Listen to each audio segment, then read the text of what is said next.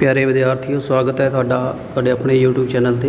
अज असी पंजाबी का एक नवा टॉपिक करांगे, पंजाब दे लोक नाच। लोक नाचां की जे गल करा, एक प्रकार का एक लोक कला का समूह है। लोक नाच मनोरंजन का साधन नहीं हैं। ये किसी खिते या जन समूह की समाजिक, सभ्याचारिक, नैतिक, धार्मिक ते राजसी ते इतिहासिक जीवन तौर दियाँ भिन्न परतां हैं।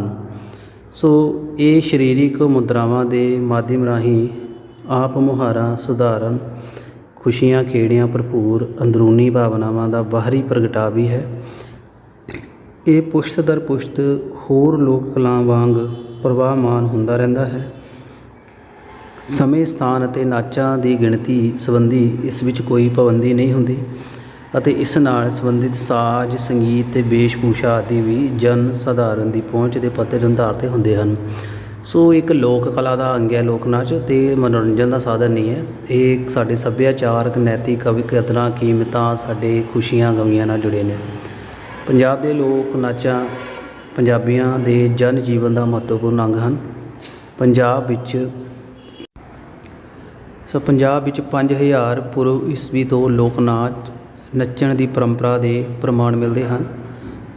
पूर्व ईस्वी तो लैके हुण तक इस विच कई भूगोलिक, समाजिक ते विशेष करके इतिहासिक परिवर्तन आ चुके हैं। अनेकां जनजातियां जिन्हां विच द्रावड़ा तो लैके अंग्रेज़ों तक शामिल हैं ने इस खिते के सभ्याचारक इतिहास नूं नवीं दिशावां प्रदान कीतियां हैं। अनेकां प्रकार की उथल पुथल के बावजूद इस धरती ते ना नचे जाते लोक नाचां विचों इत्थों के जन जीवन विच एक विशेष किस्म की धड़कन कायम रखी है। पंजाब के समुचे लोक नाच लौकिक प्रकृति के धारनी हैं। खुशी के हुलारे विच मस्त होकर गभरूआं ते मुटियारां दे पैरां की थाप, लोक गीत, रूपां की सुर ताल विच ढोल जां होर लोकप्रिय लोक साज दे ताल ते पंजाब के समुच विच उजागर करती है। सो पंजाब के जो लोक नाच ने साडी भूगोलिक स्थिति नूं, साडे समाज का भी वर्णन करते हैं, ये साडी परंपरा नूं भी दर्शाते हैं। इहदे विच कई जनजातियां जिवें द्रविड़ तो अंग्रेज़ां तक उन्हां दे भी कुछ रीतियां शामिल ने। ये साडे अलौकिक प्रकृति नूं भी दसदे ने ते इहदे विच गभरू ते मुटियारां जो बड़े खुशी दे नाल नाच पेश करते हैं। पंजाब के लोक नाचां का जे वर्गीकरण करिए तो ये आ जाते हैं इस्त्रियां के लोक नाच, मर्दां के लोक नाच। पंजाब विच इस्त्रियां ते मर्दां द्वारा सांझे रूप में लोक नाच नच्चण की परंपरा प्राचीन काल में प्रचलित नहीं सी, पर जोके समय ये कोई पाबंदी नहीं है। पहले इस्त्री ते पुरुष इकट्ठे नहीं नचते सन, पर हुण ये कोई बंदिश नहीं है। इस्त्रियां के लोक नाचां की गल करां तो ये समाजिक तौर पर मिले स्थान, प्रचलित परंपरागत विचारां, विश्वासां, मिथां, रूह रीतां, शरीरिक बनतर ते कार्य समर्था की कुशलता इस्त्रियां के लोक नाचां की प्रकृति निर्धारित करती है। पंजाबणा दूसरे प्रांतां दीयां इस्त्रियां दे टाकरे भावें तकड़े जुस्से, भनवें शरीर, उच्चे लम्मे कद काठ वालियां हन, तां भी इन्हां दे लोक नाच कोमलता, सहज सादगी, रवानगी अते लचकता भरपूर हैं। गहणियां अते चंगी फब्बत वाले पहरावे की चाहत इन्हां दे लहू मास विच रची पई है। कोई भी शुभ कार्य इस्त्री के लोक नाचां की पेशकारी तो सखना नहीं रहिंदा। सो ये लोक नाच सधारण लोक साज, सधारण पहरावे अते जीवन के सर्वपक्षी विशेषण नूं प्रस्तुत करन वाले लोक गीतां राहीं बिना किसी निजमावली नूं अपनाया किसी सर्व सांझी थां ते प्रस्तुत किए जाते हैं। बोल दे उचार अते शरीरिक अंगां द्वारा प्रस्तुत कीतियां जांदियां विभिन्न मुद्रावां सहज भाव सभ्याचारक प्रगटा बन जांदियां हन। मूल रूप विच इस्त्री लोक नाचां दा संबंध पैदावार नाल जुड़दा है। सो पंजाबी मुटियारां दी गल कीती है, उन्हां दा जो शरीर है भरवां शरीर है, उच्चा लम्मा कद है, पर फिर भी वो नाच बड़ी निपुणता नाल करदियां हन ते इहदे विच लोक साज हुंदे ने ते एक सांझी थां ते नाच पेश करदियां ने। पहला नाच है इहदे विच गिद्धा। गिद्धा समुचे पंजाब दीयां इस्त्रियां द्वारा चावां, उमंगां, बलबलियां ते उल्लास भावां नूं प्रगट करन वाला हरमन प्यारा नाच है। एक पंजाबण अपने आप तो अपने पिंड तो इस नाच नूं दूर नहीं जाण देना चाहती। इस सहज भाव संबोधित करती है ਲਾਂਭ ਲਾਂਭ ਨਾ ਜਾਈ ਗਿੱਧਿਆਂ ਪਿੰਡ ਬੜਵੇ। ਅਸਲ ਵਿੱਚ ਗਿੱਧਾ ਤਾੜੀ ਨਾਚ ਹੈ। ਤਾੜੀ ਨਾਲ ਨੱਚਦਾ ਹੈ, ਨੱਚਿਆ ਜਾਂਦਾ ਹੈ। ਨੱਚਣ ਵਾਲੀਆਂ ਅਤੇ ਘੇਰੇ ਵਿੱਚ ਖੜੋਤੀਆਂ ਹੋਰ ਮੁਟਿਆਰਾਂ ਜਿਹੜੀਆਂ ਇਸਤਰੀਆਂ ਨੇ ਤਾੜੀ ਮਾਰਦੀਆਂ ਹਨ। ਤਾੜੀ ਦਾ ਵਹਾਅ ਲੋਕ ਗੀਤਾਂ ਦੇ ਮੁੱਖ ਰੂਪਾਂ ਬੋਲੀਆਂ, ਛੋਟੀਆਂ ਜਾਂ ਵੱਡੀਆਂ ਟੱਪਿਆਂ ਦੇ ਨਾਲ ਨਾਲ ਚੱਲਦਾ ਹੈ। ਇਹਨਾਂ ਟੱਪਿਆਂ ਅਤੇ ਬੋਲੀਆਂ ਵਿੱਚ ਉਚਾਰੇ ਗਏ ਭਾਵਾਂ ਨੂੰ ਨਾਚ ਮੁਦਰਾ ਰਾਹੀਂ ਪੇਸ਼ ਕਰਦੇ ਹਨ। ਗਿੱਧੇ ਦੀ ਤਾੜੀ ਜਾਂ ਤਾੜੀ ਦੀ ਬੋਲੀ ਜਾਂ ਟੱਪੇ ਦੇ ਬੋਲ ਰਸ ਇੱਕ ਸੁਰਤਾ ਕਾਇਮ ਰੱਖਦੀ ਹੈ। ਬੱਲੇ ਵੇ ਸ਼ਾਵਾ ਵੀ ਇਹਦੇ ਨਾਲ ਦੱਸਿਆ ਜਾਂਦਾ ਹੈ। ਅਤੇ ਪੰਜਾਬਣਾਂ ਆਪਣੇ ਹਰ ਪ੍ਰਕਾਰ ਦੇ ਕਾਰ ਵਿਹਾਰ ਵਿੱਚੋਂ ਗਿੱਧੇ ਵਾਸਤੇ ਮੌਕੇ ਸਿਰਜ ਲੈਂਦੀਆਂ ਹਨ। ਰੁੱਤਾਂ, ਮੇਲਿਆਂ, ਤਿੱਥਾਂ, ਤਿਉਹਾਰਾਂ ਤੋਂ ਛੁੱਟ ਤਰਿੰਜਣਾਂ ਵਿੱਚ ਚਰਖੇ ਨਾਲ ਪੂਣੀਆਂ ਕੱਤ ਹਟਣ ਤੋਂ ਬਾਅਦ ਸਾਉਣ ਮਹੀਨੇ ਧੀਆਂ ਦੇ ਅਵਸਰ 'ਤੇ ਬੱਚੇ ਦੇ ਜੰਮਣ, ਮੰਗਣੀ, ਵਿਆਹ ਸਮੇਂ, ਜਾਗੋ ਕੱਢਣ ਜਾਂ ਕਿਸੇ ਹੋਰ ਖੁਸ਼ੀ ਦੇ ਮੌਕੇ 'ਤੇ ਨਾਚ ਪੇਸ਼ ਕੀਤੇ ਜਾਂਦੇ ਨੇ। ਘਰ ਦਾ ਵਿਹੜਾ, ਖੁੱਲ੍ਹੀ ਛੱਤ, ਖੁੱਲ੍ਹਾ ਕਮਰਾ, ਖੇਤ ਜਾਂ ਮੈਦਾਨ ਆਦਿ ਸਭ ਪ੍ਰਕਾਰ ਦੀਆਂ ਥਾਵਾਂ 'ਤੇ ਗਿੱਧਾ ਪਾਇਆ ਜਾਂਦਾ ਹੈ। ਧਰਮ, ਫਿਰਕਾ, ਜਾਤ ਪਾਤ ਇਹਨਾਂ ਵਿੱਚ ਕੋਈ ਬਲਗਣ ਨਹੀਂ ਹੁੰਦੀ। ਗਿੱਧੇ ਦੇ ਪਿੜ ਵਿੱਚ ਚਾਹੇ ਉਹ ਕਿਸੇ ਵੀ ਅਵਸਰ ਜਾਂ ਮੌਕੇ ਦਾ ਕਿਉਂ ਨਾ ਹੋਵੇ, ਇੱਕ ਕੁੜੀ ਬੋਲੀ ਪਾਉਂਦੀ ਹੈ, ਦੂਸਰੀਆਂ ਉਹਦੇ ਸਾਥ ਨਾਲ ਆਵਾਜ਼ ਚੱਕਦੀਆਂ ਹਨ ਅਤੇ ਇੱਕਜੁੱਟ ਹੋ ਕੇ ਮੁਟਿਆਰਾਂ ਬੋਲੀ ਦੇ ਹਾਵਾਂ ਭਾਵਾਂ ਨੂੰ ਪ੍ਰਗਟਾਉਂਦੀਆਂ ਮੁਦਰਾ ਕਰਦੀਆਂ ਹਨ। ਘੇਰੇ ਵਿਚਕਾਰ ਆਪਣਾ ਪ੍ਰਦਰਸ਼ਨ ਕਰਦੀਆਂ ਹਨ। ਇਹ ਪ੍ਰਵਾਹ ਘੰਟਿਆਂ ਬੱਧੀ ਚੱਲਦਾ ਹੈ।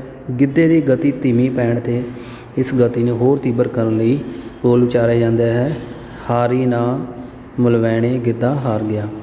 ਗਿੱਧੇ ਦੀਆਂ ਮੁਦਰਾਵਾਂ ਨੂੰ ਸੀਮਿਤ ਨਹੀਂ ਕੀਤਾ ਜਾ ਸਕਦਾ। ਮੁੱਖ ਤੌਰ 'ਤੇ ਇਹ ਮੁਦਰਾਵਾਂ ਪੈਰਾਂ ਦੀਆਂ ਥਾਪਾਂ, ਹੱਥਾਂ ਦੀਆਂ ਤਾੜੀਆਂ, ਬਾਹਾਂ ਦੇ ਹੁਲਾਰਿਆਂ, ਬੁੱਲ੍ਹਾਂ ਥਾਣੀ ਵੱਖ-ਵੱਖ ਆਵਾਜ਼ਾਂ ਕੱਢ ਕੇ ਕਿਸੇ ਦੀ ਨਕਲ, ਸਾਂਗ ਲਾਣਾ ਜਿਹਨੂੰ ਕਹਿੰਦੇ ਨੇ, ਆਮੋ ਸਾਹਮਣੇ ਹੋ ਕੇ ਲੜਾਈ ਦਾ ਦ੍ਰਿਸ਼ ਸਿਰਜ ਕੇ, ਧਰਤੀ 'ਤੇ ਬੈਠ ਕੇ, ਸਰੀਰ ਨੂੰ ਹੁਲਾਰਾ ਦੇ ਕੇ ਆਦਿ ਜੁਗਤਾਂ ਰਾਹੀਂ ਪੇਸ਼ ਕਰਦੇ ਹਨ।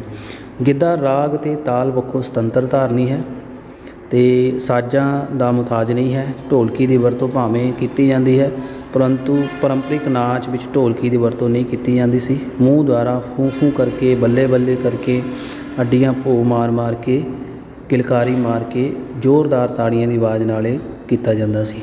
ਸੋ ਹੇਠਾਂ ਵੱਖ ਮੌਕਿਆਂ ਨਾਲ ਸੰਬੰਧਿਤ ਕੁਝ ਬੋਲੀਆਂ ਨੇ, ਜਿੱਦਾਂ ਸੌਣ ਮਹੀਨਾ ਦਿਨ ਗਿੱਧੇ ਦੇ ਸਭੇ ਸਹੇਲੀਆਂ ਆਈਆਂ, ਭਿੱਜ ਗਈ ਰੂਹ ਮਿੱਤਰਾ ਸ਼ਾਮ ਘਟਾ ਚੜ੍ਹ ਆਈਆਂ, ਬੇ ਗੁਰ ਦਿੱਤੇ ਦੇ ਭਾਈਆ ਹਾਂਜੀ, ਬੇ ਦੋ ਖੱਟੇ ਲਿਆ ਦੇ ਹਾਂਜੀ, ਬੇ ਮੇਰੇ ਪੇੜ ਕਲੇਜੇ ਹਾਂਜੀ, ਬੇ ਮੈਂ ਮਰਦੀ ਜਾਵਾਂ, ਬੇ ਤੇਰੀ ਸੜ ਜਾਵੇ ਹਾਂਜੀ।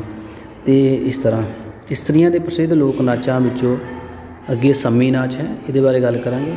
ਤੋ ਗਿੱਧੇ ਦੀ ਗੱਲ ਕੀਤੀ ਹੈ ਜੀ। ਗਿੱਧਾ ਜੋ ਮੁਟਿਆਰਾਂ ਦੇ ਨਾਲ ਮੁਟਿਆਰਾਂ ਰਲ ਕੇ ਪਾਉਂਦੀਆਂ ਹਨ। ਇੱਕ ਮੁਟਿਆਰ ਬੋਲੀ ਪਾਉਂਦੀ ਹੈ, ਉਹਦੇ ਪਿੱਛੇ ਬੋਲਦੀਆਂ ਨੇ, ਫਿਰ ਨੱਚਦੀਆਂ ਨੇ ਅਲੱਗ-ਅਲੱਗ ਮੁਦਰਾਂ ਵਿੱਚ ਮੁਟਿਆਰਾਂ। ਅਤੇ ਧੀਮੀ ਸਪੀਡ ਧੀਮੀ ਹੋ ਜਾਏ ਗਿੱਧੇ ਦੀ, ਫਿਰ ਉਹਨੂੰ ਹੁਲਾਰਾ ਦਿੱਤਾ ਜਾਂਦਾ ਹੈ ਅਤੇ ਘੰਟਿਆਂ ਬੱਧੀ ਇਹ ਨਾਚ ਚੱਲਦਾ ਰਹਿੰਦਾ ਹੈ। ਅੱਗੇ ਜੋ ਨਾਚ ਹੈ ਇਹਦੇ ਵਿੱਚ ਸੰਮੀ ਹੈ। ਇਹ ਲੋਕ ਨਾਚ ਸਾਂਝੇ ਪੰਜਾਬ ਦੇ ਪੱਛਮੀ ਭਾਗ ਤੋਂ ਪਾਕਿਸਤਾਨ ਵਿੱਚ ਹੈ ਦੀਆਂ 12 ਦੇ ਇਲਾਕਿਆਂ ਵਿੱਚ ਪ੍ਰਚਲਿਤ ਰਿਹਾ ਹੈ। 12 ਦੇ ਲੋਕਾਂ ਦਾ ਵੀ ਆਪਣਾ ਵਿਲੱਖਣ ਸਮਾਜਿਕ ਸੱਭਿਆਚਾਰ ਇਤਿਹਾਸ ਹੈ।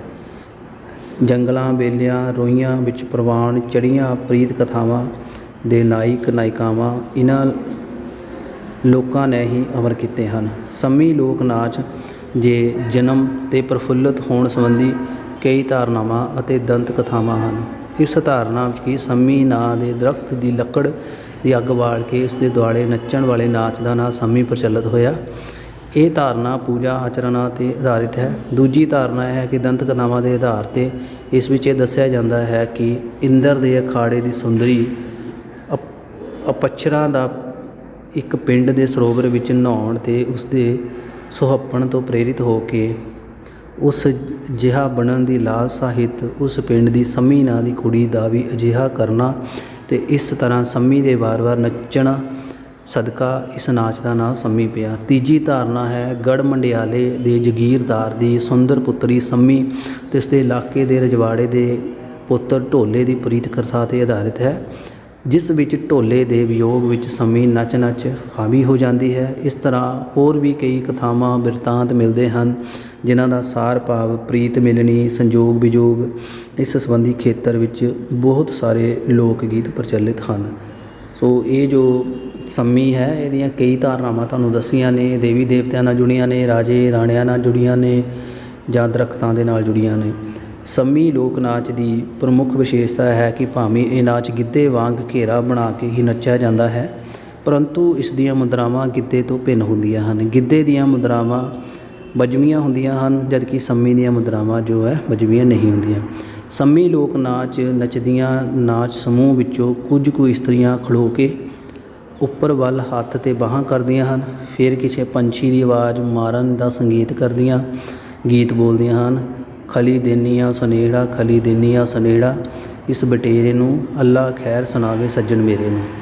ਇਸ ਤਰ੍ਹਾਂ ਤਿੱਤਰਾਂ ਕਾਵਾਂ ਰਾਹੀਂ ਸੁਨੇੜੇ ਭੇਜਣ ਦੀਆਂ ਮੁਦਰਾਵਾਂ ਦਾ ਸੰਚਾਰ ਕੀਤਾ ਜਾਂਦਾ ਹੈ।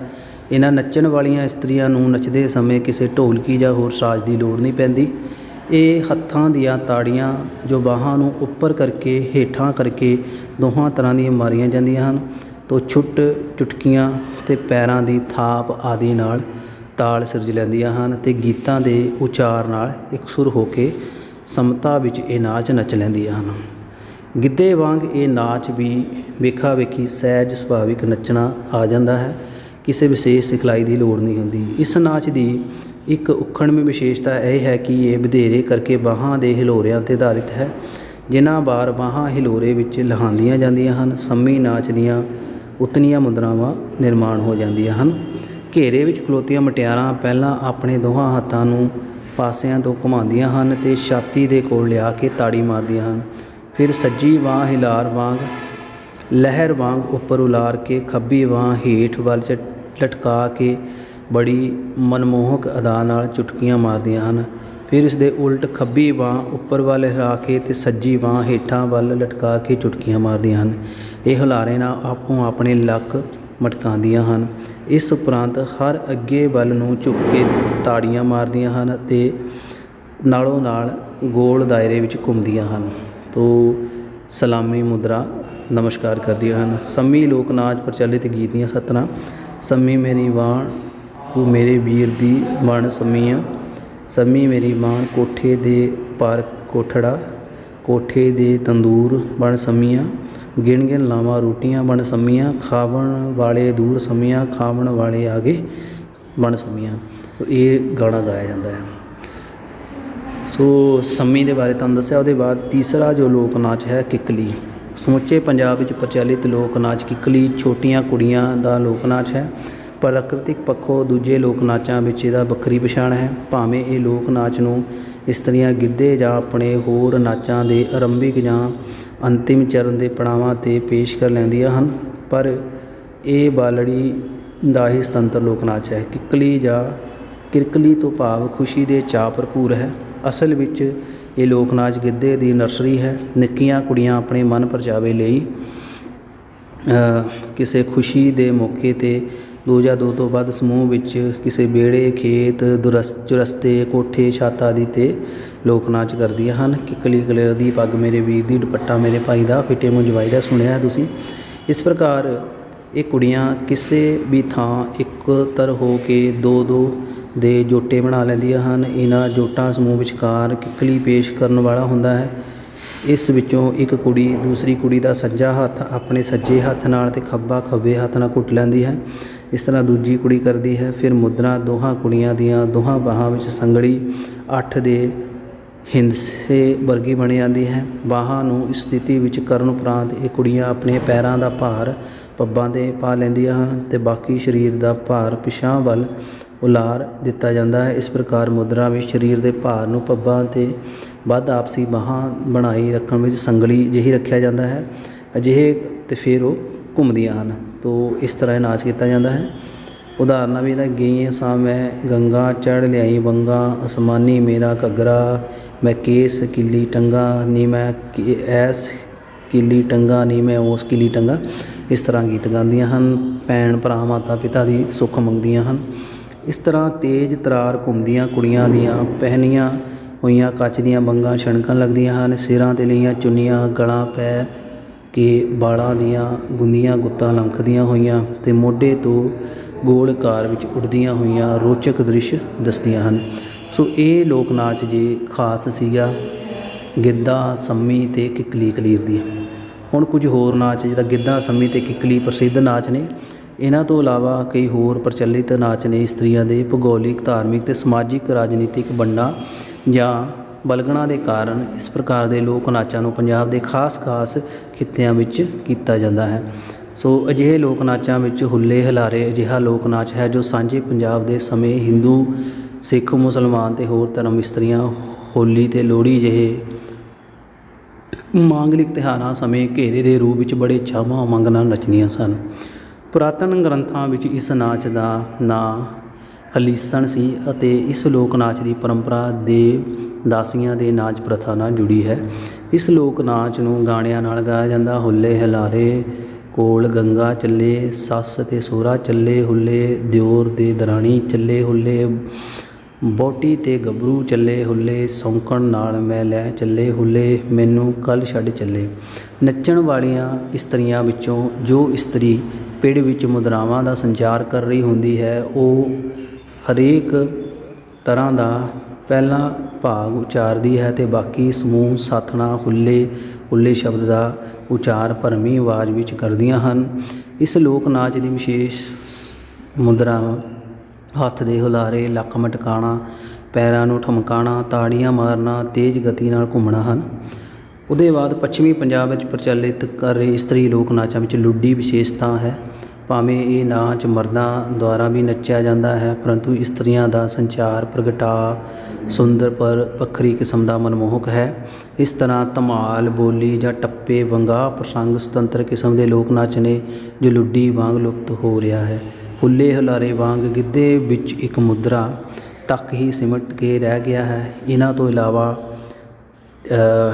ਟਿੱਪਰੀ ਜਾਂ ਡੰਡਾਸ, ਫੜੂਹਾ, ਘੂਮਰ ਅਤੇ ਸਪੇਰਾ ਜਾਂ ਨਾਗ ਲੋਕ ਨਾਚ ਦੀਆਂ ਅਸਲ ਪ੍ਰਕਿਰਤੀ ਨੂੰ ਸਮੇਂ ਦੇ ਮਾਰੂ ਝੱਖੜਾਂ 'ਤੇ ਖਿੰਡਾ ਦਿੱਤਾ ਹੈ। ਨਤੀਜੇ ਵਜੋਂ ਇਹਨਾਂ ਦਾ ਵੱਖਰਾ ਸਰੂਪ ਨਿਰਧਾਰਿਤ ਕਰਨਾ ਔਖਾ ਹੈ।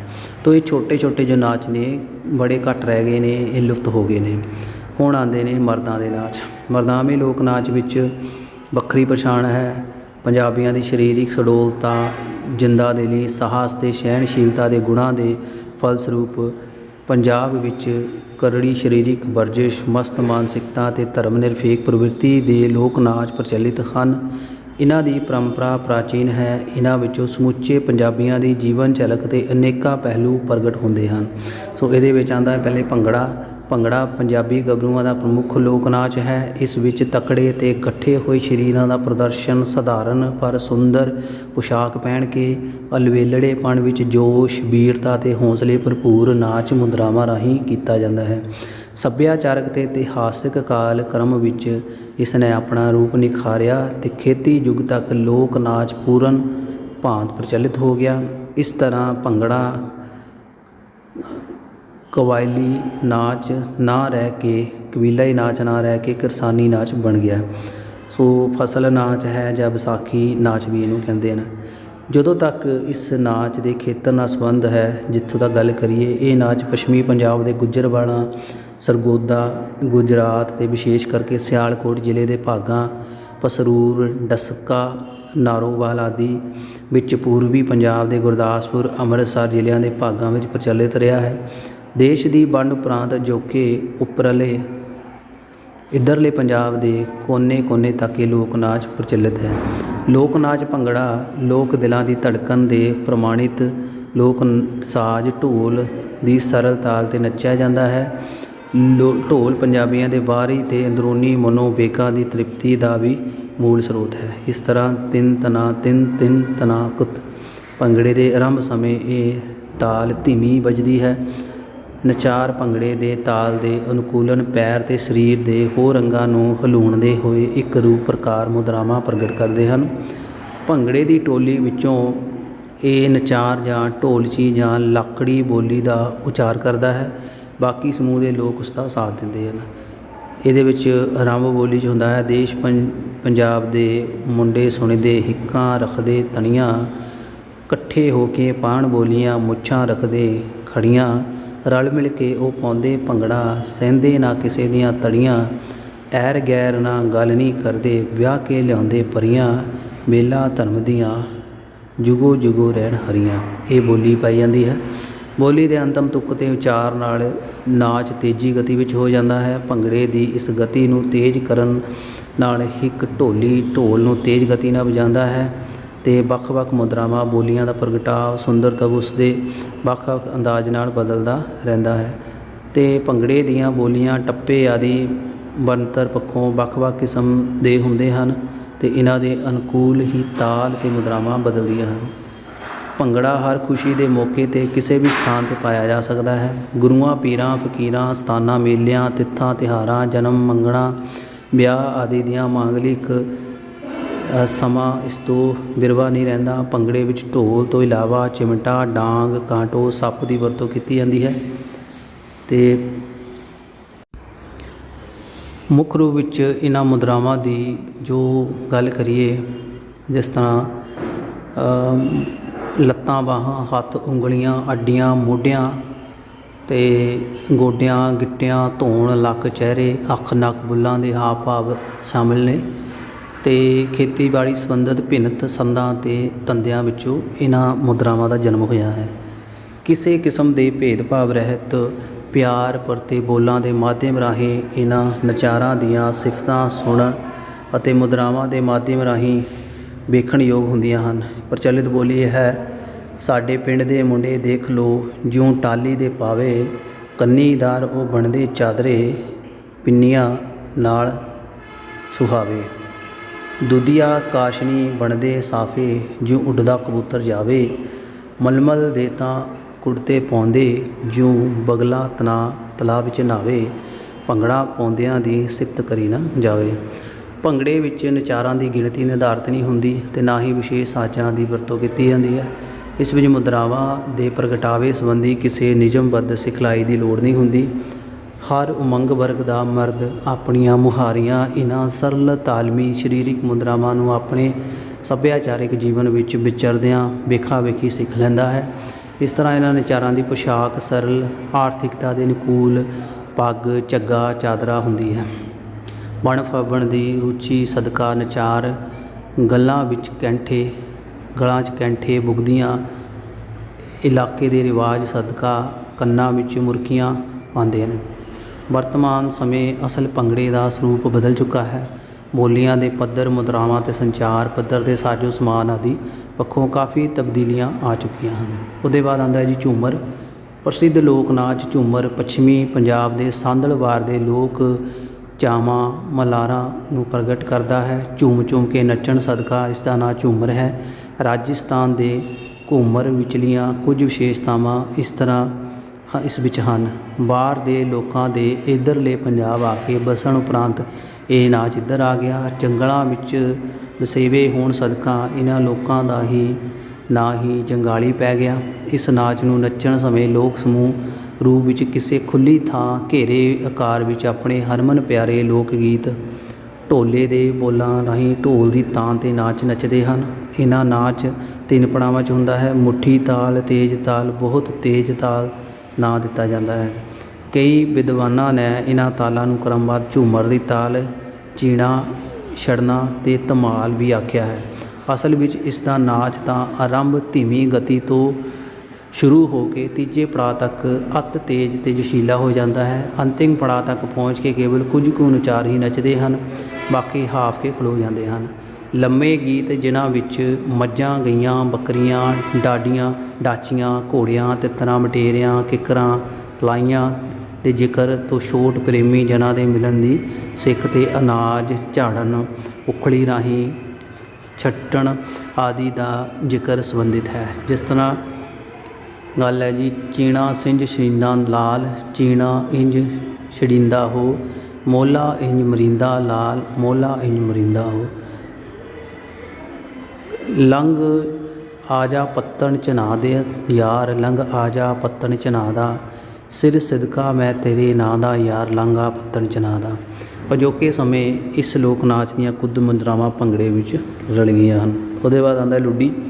साडे पंजाब दे उत्तरी पश्चिमी नीम पहाड़ी कुछ मैदानी इलाकों प्रचलित रहा है। लचक ते मस्ती भरपूर अदावां नाल सरल सहज होण सदका ਇਸ ਨੂੰ ਇਸਤਰੀ ਨਾਚ ਸਮਝਿਆ ਜਾਂਦਾ ਹੈ। ਇਸ ਕਾਰਨ ਇਹ ਲੋਕ ਨਾਚ ਸ਼ਾਂਤਮਈ ਖੇਤਰਾਂ ਵਿੱਚ ਪ੍ਰਚਲਿਤ ਰਿਹਾ ਹੈ, ਜਿਸ ਦੇ ਸਿੱਟੇ ਵਜੋਂ ਉਹਨਾਂ ਲੋਕਾਂ ਦੀ ਜੀਵਨ ਤੋਰ ਉਨੀ ਤਕੜੀ ਨਾ ਹੋ ਸਕੀ ਜਿੰਨਾ ਭੰਗੜੇ ਅਤੇ ਝੂਮਰ ਦੇ ਨਾਚ ਵਾਲੇ ਖੇਤਰਾਂ 'ਚ ਹੈ।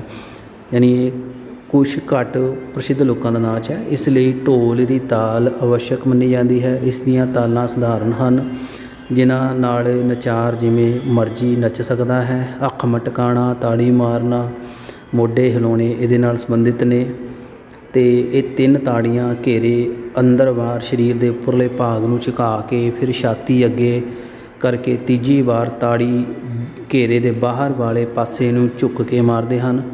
ਢੋਲ ਦੀ ਨੀਵੀਂ ਸੁਰ ਵਾਲੀ ਥਾਪ ਅਤੇ ਸੰਕੇਤ ਅਤੇ ਨਵੀਂ ਮੁਦਰਾ ਦਾ ਪ੍ਰਗਟਾਅ ਕਰਦੇ ਹਨ। ਇਸ ਪ੍ਰਕਾਰ ਨੱਚਦੇ ਨਚਾਰਾਂ ਦਾ ਮੋਢਾ ਪੈਰ ਅਤੇ ਤਾੜੀਆਂ ਦੇ ਕਾਰਜ ਵਿੱਚ ਮਸਤਾ ਆ ਜਾਂਦੀ ਹੈ। ਇਸ ਲੋਕ ਨਾਚ ਦੀ ਵਿਲੱਖਣਤਾ ਇਹ ਹੈ ਕਿ ਇਸ ਵਿੱਚ ਲੋਕ ਗੀਤ ਨਹੀਂ ਬੋਲੇ ਜਾਂਦੇ। ਮਸਤੀ ਵਿੱਚ ਆਏ ਜੋ ਨਚਾਰ ਆਪਣੇ ਮੂੰਹ ਤੋਂ ਕਈ ਪ੍ਰਕਾਰ ਦੀਆਂ ਆਵਾਜ਼ਾਂ ਸ਼ ਸ਼ ਸ਼ ਸ਼ ਸ਼ੀ ਹੋ ਬੋਲਦੇ ਹਨ। ਐਲੀ ਐਲੀ, ਹੜਿੱਪਾ, ਆਈ ਹੜਿੱਪਾ ਆਦਿ। ਕੁਝ ਹੋਰ ਲੋਕ ਨਾਚ ਵੀ ਨੇ। ਪੂਰਬੀ ਪੰਜਾਬ ਦੇ ਮਲਵਈ ਭੂਖੰਡ ਵਿੱਚ ਮਰਦਾਂ ਦਾ ਗਿੱਧਾ ਪ੍ਰਚਲਿਤ ਹੈ। ਇਸ ਨੂੰ ਚੋਬਰਾਂ ਦਾ ਗਿੱਧਾ ਜਾਂ ਮਲਵਈ ਦਾ ਗਿੱਧਾ ਵੀ ਆਖਿਆ ਜਾਂਦਾ ਹੈ। ਇਹ ਲੋਕ ਨਾਚ ਭੰਗੜੇ, ਗਿੱਧੇ, ਝੂਮਰ, ਸੰਮੀ ਆਦਿ ਲੋਕ ਨਾਚਾਂ ਵਾਂਗ ਪ੍ਰਚਲਿਤ ਨਹੀਂ ਹੈ। ਮੁੱਖ ਤੌਰ 'ਤੇ ਮਰਦਾਵੇਂ ਗਿੱਧੇ ਨਚਾਰ ਸਮੂਹ ਵਿੱਚ ਬੋਲੀਆਂ ਪਾਉਣ ਵੇਲੇ ਤੋਂ ਇਲਾਵਾ ਅਲਗੋਜੇ, ਢੋਲਕ, ਚਿਮਟੇ, ਬੁਗਦੂ, ਸੀਟੀ, ਗੜਕੇ, ਛੈਣੇ, ਬਾਲਟੀ ਆਦਿ ਵਾਲੇ ਮਰਦ ਹੁੰਦੇ ਹਨ। ਇਹੀ ਇਹਨਾਂ ਦੇ ਸਾਜ਼ ਸੰਦ ਹੁੰਦੇ ਹਨ। ਇਸ ਲੋਕ ਨਾਚ ਵਰਗੀਆਂ ਮੁਦਰਾਵਾਂ ਘੱਟ ਅਤੇ ਲੰਮੀਆਂ ਬੋਲੀਆਂ ਦਾ ਪ੍ਰਮਾਰ ਵਧੇਰੇ ਹੈ। ਇਹਨਾਂ ਬੋਲੀਆਂ ਵਿੱਚ ਦੇ ਵਿਸ਼ੇ ਦੁਨੀਆ ਦੀ ਨਾਸ਼ਮਾਨਤਾ, ਰੱਬ ਦੀ ਹੋਂਦ, ਪ੍ਰੇਮ ਪਿਆਰ, ਇਸਤਰੀ ਦੀ ਖਿੱਚ ਨਾਲ ਪ੍ਰਚਲਿਤ ਹੈ। ਜਿੱਦਾਂ ਲਿਖਿਆ ਹੈ, ਚੱਲ ਵੇ ਮਨਾ ਬੇਗਾਨਿਆਂ ਤਨਾ, ਕਾਹਨੂੰ ਪ੍ਰੀਤਾਂ ਜੜੀਆਂ, ਉੜਕ ਇੱਥੋਂ ਚੱਲਣਾ ਇੱਕ ਦਿਨ ਕਬਰਾਂ ਡੀਕਣ ਖੜੀਆਂ, ਉੱਤੋਂ ਦੀ ਤੇਰੇ ਵਗਣ ਹਨੇਰੀਆਂ, ਲੰਘਣ ਸੌਂਦੀਆਂ ਝੜੀਆਂ, ਅੱਖਾਂ ਮੋੜ ਰਿਆਂ ਨਾ ਮੁੜੀਆਂ ਨਾ ਲੜੀਆਂ। ਬੋਲੀਕਾਰ ਕੰਨਾਂ 'ਤੇ ਖੱਬਾ ਹੱਥ ਰੱਖ ਕੇ ਸੱਜੀ ਬਾਂਹ ਉਤਾਂਹ ਉਭਾਰ ਕੇ ਬੋਲੀ ਚੱਕਦਾ ਹੈ ਅਤੇ ਬੋਲੀ ਦੇ ਅੰਤਮ 'ਤੇ ਬਾਕੀ ਸਾਥੀ ਆਪਣੇ ਸਾਜ਼ ਵਜਾਉਂਦੇ ਹਨ। ਸਮੂਹ ਵਿੱਚੋਂ ਕੋਈ 2 ਅੱਗੇ ਨਿਕਲ ਕੇ ਪੱਬਾਂ ਭਾਰ ਹੋ ਸਰੀਰ ਦੇ ਉੱਪਰਲੇ ਧੜ ਨੂੰ ਹਰਕਤਾਂ ਵਿੱਚ ਲਿਆਉਂਦੇ ਹਨ। ਨਿਸੰਦੇਹ ਇਹ ਨਾਚ ਕਾਫੀ ਹਰਮਨ ਪਿਆਰਾ ਹੈ। ਸੋ ਲੋਕ ਨਾਚ ਧਮਾਲ ਪ੍ਰਾਚੀਨ ਕਾਲ ਤੋਂ ਸੂਫੀਆਂ, ਸੰਤਾਂ, ਡੇਰਿਆਂ 'ਤੇ ਨੱਚਿਆ ਜਾਂਦਾ ਹੈ। ਤੇਜ਼ੀ ਗਤੀ ਦਾ ਇਹ ਨਾਚ ਖਾਸ ਕਿਸਮ ਦੇ ਸਰੀਰਕ ਹਿਲੋਰੇ ਦਾ ਨਾਚ ਸੀ, ਪਰੰਤੂ ਹੁਣ ਇਹ ਉਹਨਾਂ ਪ੍ਰਚਲਿਤ ਨਹੀਂ ਰਿਹਾ। ਬਸ ਭੰਗੜੇ ਦੀ ਚਾਲ ਤੱਕ ਸੀਮਿਤ ਹੋ ਚੁੱਕਾ ਹੈ। ਖਲੀ, ਹੀਮੜੀ, ਡੰਡਾਸ, ਅਖਾੜਾ, ਗੱਤਕਾ, ਪਠਾਣੀਆਂ, ਫੁੰਮਣੀਆਂ ਲੋਕ ਨਾਚ ਸੀਮਿਤ ਰਹਿ ਗਏ ਹਨ। ਇਸੇ ਤਰ੍ਹਾਂ ਭਗਤ ਨਾਚ, ਜੰਗਮ ਨਾਚ, ਨਾਮਧਾਰੀ ਨਾਚ, ਸੁਥਰਾ ਨਾਚ, ਮਕਸਰ ਨਾਚ, ਗੁੱਗਾ ਨਾਚ ਆਦਿ ਲੋਕ ਨਾਚ ਲਗਭਗ ਲੁਪਤ ਹੋ ਗਏ ਹਨ। ਇਹਨਾਂ ਲੋਕ ਨਾਚਾਂ ਦੇ ਲੁਪਤ ਹੋ ਜਾਣ ਜਾਂ ਨਾ ਮਾਤਰ ਰਹਿ ਜਾਣ ਦੇ ਫਲਸਰੂਪ ਵਿਸ਼ਾਲ ਪੰਜਾਬੀ ਸੱਭਿਆਚਾਰ ਦੇ ਕਈ ਮੂਲ ਵਿਧਾਨ ਅਤੇ ਇਸ ਪ੍ਰਕਾਰ ਦੀ ਕਦਰ ਪ੍ਰਣਾਲੀ ਸੰਬੰਧੀ ਗਿਆਨ ਦੀ ਪੀੜ੍ਹੀ ਦਰ ਪੀੜ੍ਹੀ ਸੀਮਤੀ ਖਤਮ ਹੋ ਗਿਆ ਹੈ। ਤਾਂ ਇਹ ਜੋ ਨਾਚ, ਛੋਟੇ ਨਾਚ ਨੇ, ਖਤਮ ਹੋ ਗਏ ਨੇ। ਪੰਜਾਬ ਵਿੱਚ ਲਗਾਤਾਰ ਬਦਲਦੀਆਂ ਪਰਿਸਥਿਤੀਆਂ ਨੇ ਇਸ ਦੇ ਲੋਕ ਨਾਚਾਂ ਵਿੱਚ ਕਾਫੀ ਬਦਲਾਅ ਲਿਆਂਦਾ ਹੈ। ਪੰਜਾਬ ਦੇ ਲੋਕ ਨਾਚਾਂ ਦੇ ਸੱਭਿਆਚਾਰਿਕ ਕੇਂਦਰਾਂ ਪਿੰਡਾਂ, ਖੇਤਾਂ, ਬੇਲਿਆਂ ਆਦਿਆਂ ਤੋਂ ਸਟੇਜ, ਫਿਲਮਾਂ ਅਤੇ ਟੈਲੀਵਿਜ਼ਨ ਤੱਕ ਦੇ ਸਫ਼ਰ ਨੂੰ ਤੈਅ ਕਰ ਚੁੱਕੇ ਹਨ। ਇਸ ਪੜਾਅ ਤੋਂ ਲੈ ਕੇ ਲੋਕ ਨਾਚ ਆਪਣੇ ਪ੍ਰਯੋਜਨ, ਨਿਭਾਅ, ਪ੍ਰਸੰਗ, ਨਚਾਰਾਂ ਦੇ ਪੱਧਰ ਕਈ ਪ੍ਰਕਾਰ ਦੇ ਬਦਲਾਅ ਗ੍ਰਹਿਣ ਕਰ ਚੁੱਕੇ ਹਨ।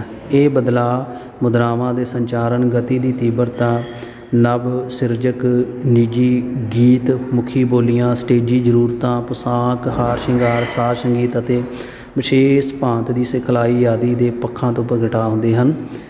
ਚੇਤੇ ਰੱਖਣ ਵਾਲੀ ਗੱਲ ਇਹ ਹੈ ਕਿ ਕੋਈ ਵੀ ਬਦਲਾਅ ਆਪਣੇ ਸੱਭਿਆਚਾਰਕ ਇਤਿਹਾਸਿਕ ਚੌਖਟੇ ਵਿੱਚ ਰੱਖ ਕੇ ਉਸਾਰੂ ਕਦਰ ਪ੍ਰਣਾਲੀ ਨੂੰ ਗ੍ਰਹਿਣ ਕਰਨ ਦੇ ਹਿੱਤਾਂ ਨਾਲ ਉਚਿਤ ਹੈ। ਇਹਨਾਂ ਨੂੰ ਵਿਦੇਸ਼ੀ ਪ੍ਰਭਾਵ ਪ੍ਰਤੀ ਚੇਤਨ ਹੋਣਾ ਲਾਜ਼ਮੀ ਹੈ। ਅਜਿਹਾ ਸੰਭਵ ਹੋ ਕੇ ਹੀ ਇਹ ਲੋਕ ਨਾਚ ਸਮੂਹ ਪੰਜਾਬੀਆਂ ਦੇ ਸਰਬਪੱਖੀ ਸੱਭਿਆਚਾਰਕ ਵਰਤਾਰੇ ਦੇ ਪ੍ਰਮਾਣਿਕ ਰੂਪ ਉਗਾੜਨ ਵਿੱਚ ਸਮਰਥ ਹੋਣਗੇ। ਸੋ ਇਹ ਸੀ ਵਿਦਿਆਰਥੀ ਅੱਜ ਦਾ ਟੌਪਿਕ। ਅੰਗਰੇਜ਼ੀ ਵਿੱਚ ਵੀ ਲਿਖਿਆ ਹੈ ਫੋਕ ਡਾਂਸਿਸ ਆਫ ਪੰਜਾਬ। ਇਹ ਬਰੀਫ ਵਿੱਚ ਹੈ ਸੰਮੀ, ਗਿੱਧਾ, ਜਾਗੋ, ਕਿੱਕਲੀ, ਮਰਦਾਂ ਦਾ ਭੰਗੜਾ, ਡਾਂਕਰਾ, ਗੱਤਕਾ, ਧਮਾਲ, ਜੁੱਲੀ, ਲੁੱਡੀ, ਇਹ ਨਾਚ ਲੁਪਤ ਹੋਣੇ। ਕਈ ਮਲਵਈ ਗਿੱਧਾ, ਮੇਲ ਫੀਮੇਲ ਦੇ ਜਿੱਦਾਂ ਕਰਾਥੀ, ਜੰਦੂਆ ਹੋ ਗਿਆ, ਇਹ ਦੋਨਾਂ ਦੇ ਇਕੱਠੇ ਨੇ। ਅਤੇ ਮੈਂ ਉਮੀਦ ਕਰਦਾ ਤੁਹਾਨੂੰ ਇਹ ਵੀਡੀਓ ਪਸੰਦ ਆਇਆ ਹੋਵੇਗਾ, ਅਤੇ ਜਿਨ੍ਹਾਂ ਨੇ ਨੋਟਸ ਲਏ ਨੇ ਉਹਨਾਂ ਨੂੰ ਮੈਂ ਨੋਟਸ ਪ੍ਰੋਵਾਈਡ ਕਰਵਾ ਦਿਆਂਗਾ। ਅਤੇ ਜੇ ਹਜੇ ਤੱਕ ਤੁਸੀਂ ਚੈਨਲ ਸਬਸਕ੍ਰਾਈਬ ਨਹੀਂ ਕੀਤਾ ਤਾਂ ਸਬਸਕ੍ਰਾਈਬ ਕਰਕੇ ਬੈਲ ਆਈਕਨ ਜ਼ਰੂਰ ਪ੍ਰੈਸ ਕਰਾ ਦੇਣਾ, ਅਤੇ ਜ਼ਿਆਦਾ ਤੋਂ ਜ਼ਿਆਦਾ ਵੀਡੀਓ ਸ਼ੇਅਰ ਕਰ ਦੇਣਾ। ਇਹ +2 ਦੇ ਸਟੂਡੈਂਟਸ ਲਈ ਵੀ ਬਹੁਤ ਜ਼ਰੂਰੀ ਵੀਡੀਓ ਹੈ, ਜੋ ਲਾਜ਼ਮੀ ਪੰਜਾਬੀ ਦਾ ਪੇਪਰ ਜਿਹਨਾਂ ਨੇ ਦੇਣਾ ਹੈ। ਅਤੇ ਬਾਕੀ ਜੋ ਸਟੇਟ ਪੱਧਰੀ ਜੋ ਕੰਪੀਟੀਟਿਵ ਐਗਜ਼ਾਮ ਨੇ ਜਾਂ UPSC ਹੈ, ਜਿਨ੍ਹਾਂ ਨੇ ਪੰਜਾਬੀ ਵਿਸ਼ਾ ਜੇ ਚਾਹੁੰਦਾ ਹੈ, ਉਹਦੇ ਵਿੱਚ ਲਈ ਬਹੁਤ ਮਹੱਤਵਪੂਰਨ ਟੌਪਿਕ ਹੈ। ਥੈਂਕਸ ਫਾਰ ਵਾਚਿੰਗ, ਅਤੇ ਮਿਲਦੇ ਹਾਂ ਨਵੇਂ ਵੀਡੀਓ ਦੇ ਵਿੱਚ।